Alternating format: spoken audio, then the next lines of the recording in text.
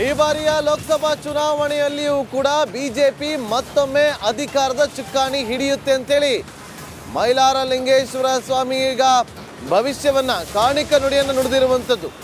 ಹುಟ್ಟಿದ ಕಮಲ ಆಕಾಶ ಮುಟ್ಟಿತು, ಬೆಳೆ ಮಳೆ ಸಂಪಾಯಿತಲೇ ಪರಾಕ್ ಅಂತೇಳಿ ಇವತ್ತು ಭವಿಷ್ಯವನ್ನು ನುಡಿದಿದೆ. ಲೋಕಸಭಾ ಚುನಾವಣೆಯಲ್ಲಿ ಮತ್ತೊಮ್ಮೆ ಬಿಜೆಪಿಗೆ ಅಧಿಕಾರ.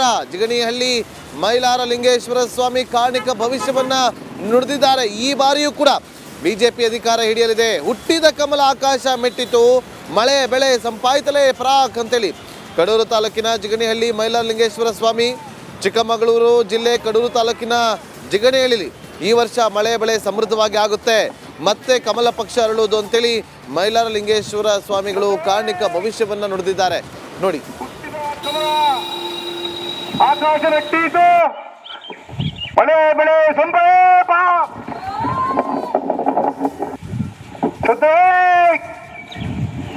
ಹುಟ್ಟಿದ ಕಮಲ ಆಕಾಶ ಮೆಟ್ಟಿತು,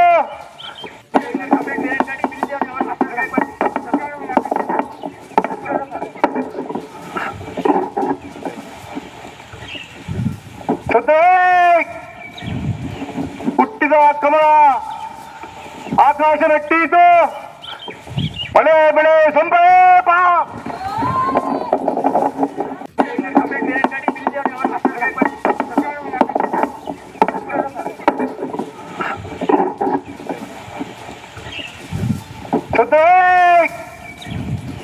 ಹುಟ್ಟಿದ ಕಮಲ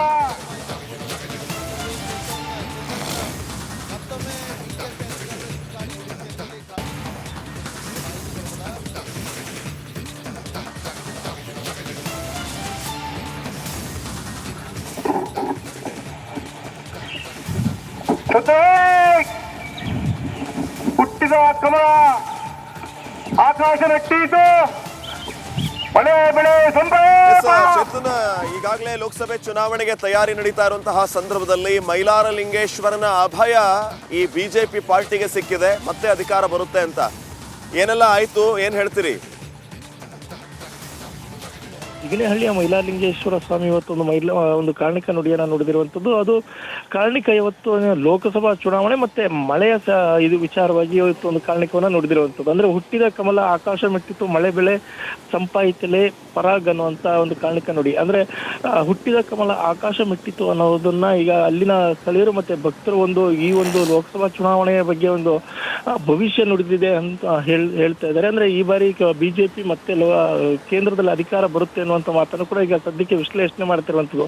ಮತ್ತೆ ಇನ್ನೊಂದು ಅದ್ರ ಜೊತೆ ಮಳೆಯ ಬಗ್ಗೆ ಕೂಡ ಹೇಳಿದೆ. ಅಂದ್ರೆ ಈ ಬಾರಿ ಕಡೂರು ತಾಲೂಕು ಬರ ಕೂಡ ಇದೆ. ಹಾಗಾಗಿ ಈ ಬಾರಿ ಮೈಲಾರ ಲಿಂಗೇಶ್ವರ ಏನು ಕಾರಣಿಕ ನುಡಿದಿದ್ದಾನೆ ಅದು ಈ ಬಾರಿ ಆಗುತ್ತೆ ಅನ್ನುವಂಥದ್ದು ಎರಡು ವಿಚಾರ. ಅಂದ್ರೆ ಒಂದು ಮತ್ತೆ ಮೂರನೇ ಬಾರಿ ಈಗ ಮೋದಿ ಪ್ರಧಾನಿ ಆಗ್ತಾರೆ, ಮತ್ತೆ ಈ ಬಾರಿ ಕಡೂರು ಮಳೆಯಿಂದ ಇರುವಂತ ಬರ ಹೋಗುತ್ತೆ ಅನ್ನುವಂಥ ಮಾತನ್ನ ಈಗ ಸದ್ಯಕ್ಕೆ ಮೈಲಾರಲಿಂಗನ ಏನು ಭವಿಷ್ಯ ನುಡಿ ಬಂದಿದೆ ಅದರ ಮೂಲಕ ಈಗ ಭಕ್ತರು ಕೂಡ ಹೇಳ್ತಿರುವಂಥದ್ದು. ಮತ್ತೆ ಕೆಲವು ಬಿಜೆಪಿ ಕಾರ್ಯಕರ್ತರು ಎಲ್ಲ ಈ ಒಂದು ಮೈಲಾರಲಿಂಗನ ಭವಿಷ್ಯ ಕೂಡ ಸಂತಸ ತಂದಿದೆ ಅಂತಾನೆ ಹೇಳ್ಬೋದು.